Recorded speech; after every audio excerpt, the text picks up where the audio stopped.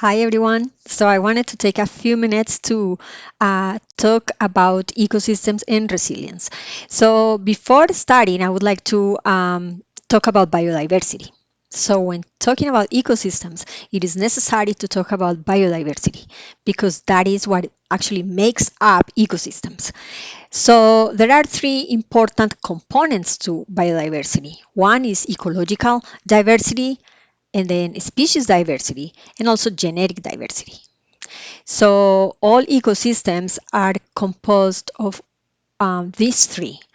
And basically, the more connections there are between these three features, the more resilient the system becomes.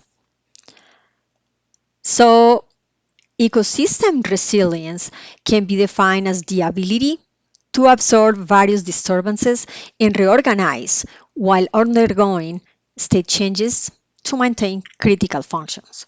So here we can see an example of coral reefs. So here we can see that there has been a coral bleaching event, and here we can see how the system has actually recovered. So it's basically due to biodiversity, because biodiversity is a key property of ecosystem resilience. So ecosystem resilience can be explained by the metaphor of the house of cards. So here we can see a diagram indicating how the different components, the different links in the food web are um, the foundation.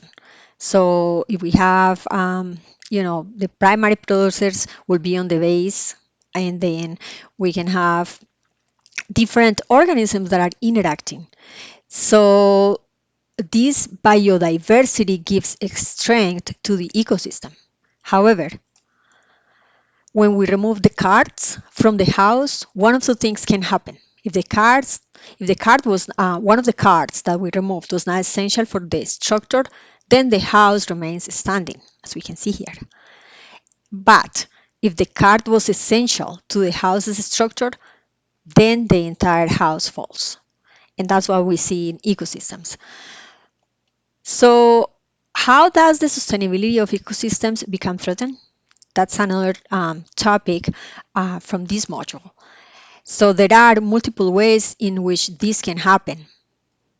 So, there are multiple factors that are threatening or putting pressure on ecosystems, as climate change, fragmentation, forest fragmentation, defaunation, pollution. There are many more depending on the ecosystem. Ocean acidification, multiple ways. And now here is a question for you. Can you think of any other ways that ecosystems are becoming threatened? Well, if you do think of those things, please make sure you make comments in our discussion, and I will talk to you soon. Bye, guys.